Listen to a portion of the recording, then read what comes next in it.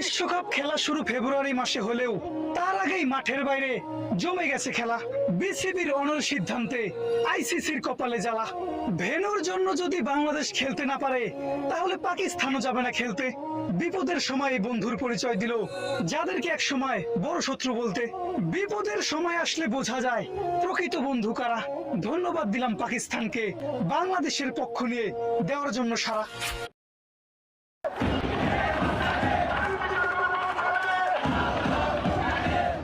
মানুষ কিসের জন্য আসছিল? এই দালাল ভুয়া এগুলো বলার জন্য আসছিল। বাংলাদেশের মানুষ কাজ করতে পারে, দূরে ফেলে দিতে পারে, এটা দেখো। একবারে সঠিক কথা।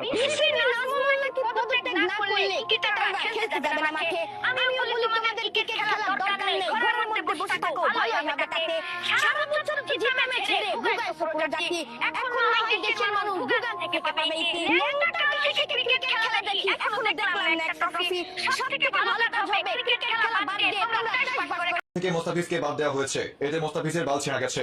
ধারণা করা যায় আইপিএল থেকে মোস্তাফিজকে বাদ দিয়ে বিসিসিআই ভেবেছে মোস্তাফিজের অনেকগুলো বাল ছেঁড়া যাবে, কিন্তু মোস্তাফিজ তার ফেসবুক আইডিতে একটি ভিডিও বার্তার মাধ্যমে জানিয়েছেন না, তার একটাও বাল ছেঁড়া যায়নি। শুধু বাল কেন, তার চুল কিংবা গায়ের পশম কোনোটাই ছেঁড়া যায়নি। তবে মোস্তাফিজের বাল ছেঁড়া না গেলেও ছাড়া গেছে আইপিএল খেলা দেখা বাংলাদেশি হাজার হাজার দর্শক। এক গোপন সংবাদের মাধ্যমে জানা গেছে বাংলাদেশি কোটি কোটি দর্শক এখন আর আইপিএল খেলা দেখা তো দূরে থাক, বরং আইপিএল খেলার দিকে তাকিয়ে মুখ দেও না।